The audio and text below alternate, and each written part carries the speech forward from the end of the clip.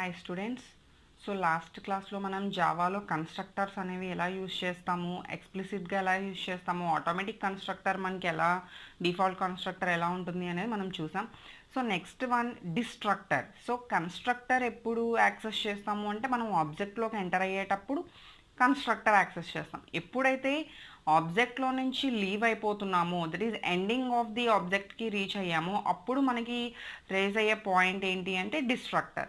So constructor యొక్క usage వచ్చి మనం మెమొరీ యొక్క ఇనిషియలైజేషన్ కోసం, మెమొరీ యొక్క యాక్సెసింగ్ కోసం మనం వాటిని కన్స్ట్రక్టర్స్ ద్వారా అనలైజ్ చేసి అసైన్ చేస్తాం. బట్ డిస్ట్రక్టర్ ఏంటి అంటే that is deallocate and free memory. అంటే డిస్ట్రక్టర్ యూజ్ చేసి మనం ఏదైతే ఎలకేషన్ జరిగిందో ఆ ఎలకేషన్ జరిగిన మెమొరీని ఫ్రీ చేసేస్తాం. That is the use of destructor. Because destructor అనేది ఎప్పుడు కూడా మనకి ఆబ్జెక్ట్ ఎండింగ్లో, అంటే మనం వర్క్ కంప్లీట్ అయిపోయి ఎండింగ్ ఆఫ్ ది సిచ్యువేషన్కి వచ్చినప్పుడు మనం ఈ డిస్ట్రక్టర్ని యూజ్ చేస్తాం. So that's why after ending of the process మనకి మెమొరీతో వర్క్ ఏం లేదు. సో అప్పుడు మనం ఆ మెమొరీని ఏం చేసేస్తాము, ఫ్రీ చేస్తాం. సో ఇక్కడ what is the definition? A destructor is a special method. So constructor same ఎలా అయితే మనం స్పెషల్ మెథడ్ అని చెప్పుకున్నామో, సేమ్ మనం డిస్ట్రక్టర్ కూడా స్పెషల్ మెథడ్. బికాస్ రెండు same. It is automatically called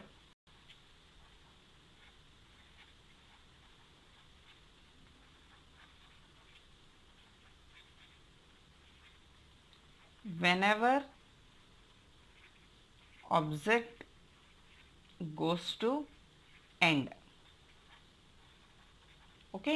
so object ఎప్పుడైతే స్టార్ట్ అవుతుందో అప్పుడు కన్స్ట్రక్టర్ ఇన్వోక్ అయితే, ఆబ్జెక్ట్ ఎప్పుడైతే ఎండ్ అవ్వడానికి వెళ్తుందో అప్పుడు మనకి డిస్ట్రక్టర్ అనేది ఇన్వోక్ అవుతుంది. సో ఈ డిస్ట్రక్టర్ యూజ్ ఏంటి? A destructor is used for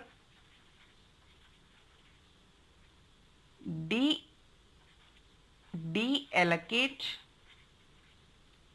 and free memory. So మనం డీఎలకేట్ చేయడానికి కానీ మెమొరీని ఫ్రీ చేయడానికి కానీ మనం ఈ డిస్ట్రక్టర్ అనేది యూజ్ చేస్తాం. సో మనకి ఈ డిస్ట్రక్టర్ జావాలో యూజ్ చేయగలమా అంటే, అగైన్ మనం కన్స్ట్రక్టర్స్లో ఏదైతే చెప్పుకున్నామో, అంటే ఏంటంటే డిఫాల్ట్ కన్స్ట్రక్టర్ చెప్పుకున్నాం, పారామీటరైజ్డ్ కన్స్ట్రక్టర్ చెప్పుకున్నాం. సో డిఫాల్ట్ కన్స్ట్రక్టర్ వచ్చేసి నార్మల్గా మనం ఇచ్చినా ఇవ్వకపోయినా ఆటోమేటిక్గా జావా ఆటోమేటిక్గా కన్స్ట్రక్టర్ని క్రియేట్ చేసుకుని అది యూజ్ చేసుకుంటుంది. బట్ ఎప్పుడైతే మనం యూజర్ డిఫైన్ కన్స్ట్రక్టర్ ఇస్తామో ఆ యూజర్ డిఫైన్ కన్స్ట్రక్టర్లో no argument constructor and parameterized constructor చూసాం. సో డిస్ట్రక్టర్కి వచ్చేసరికి ఆటోమేటిక్గా డిస్ట్రక్టర్ ఆటోమేటిక్గా డిస్ట్రక్టర్ అయితే మనం యూజ్ చేయగలం. బట్ ఎక్స్ప్లిసిట్గా మనం డిస్ట్రక్టర్ని జావాలో యూజ్ చేయడం అనేది లేదు. ఎందుకు అంటే ఇంప్లిసిట్గా మనం ఈజీగా జావానే దాని వర్క్ అది చేసుకుంటుంది. బట్ ఎక్స్ప్లిసిట్కి వచ్చేసరికి యూజర్ దానికి లాజిక్ అనేది రాయాలి.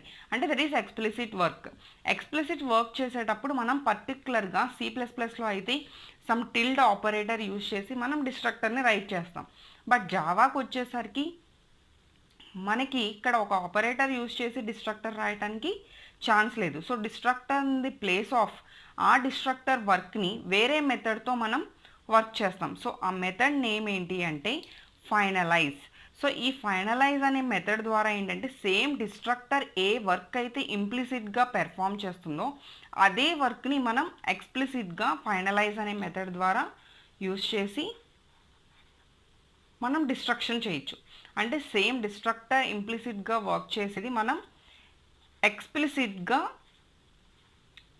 బై యూజింగ్ ఫైనలైజ్ మెథడ్ మనం ఎక్స్ప్లిసిట్గా డిస్ట్రక్షన్ చేయొచ్చు.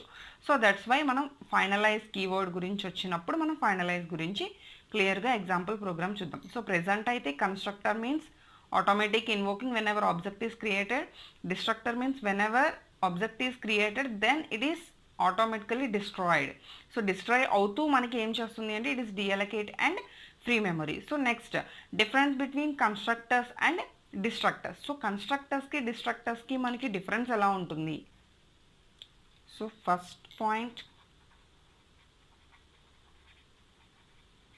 Constructors, డిస్ట్రక్టర్స్. Okay, first one it is used to initialize instance of a class. It is used to initialize an instance of a class. So instance of A class యొక్క ఏదైతే variables ఉన్నాయో ఏవైతే members ఉన్నాయో వాటిని మనం initialise చేస్తాం. But డిస్ట్రక్టర్కి వచ్చేసరికి destroy, that is delete, destroy అన్నా మనం డిలీట్ అన్నా same. So it is used to destroy the objects. Okay, next, second point, it is also called instance of a class is created.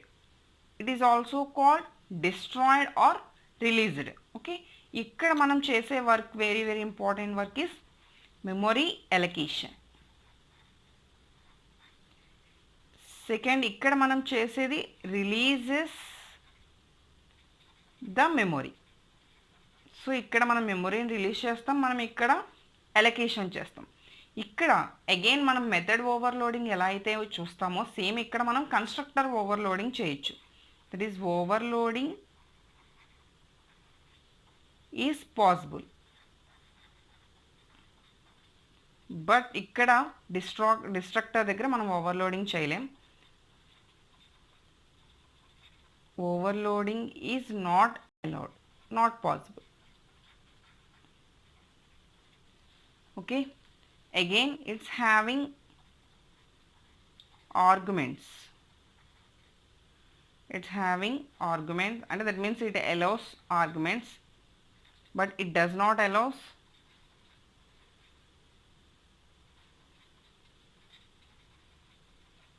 arguments.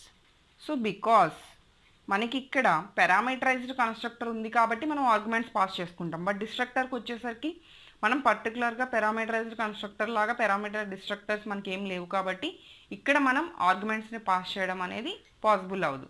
So these points the difference between very important difference between constructor and destructor. So in the place of destructor in Java we are using finalize method. Okay, thank you.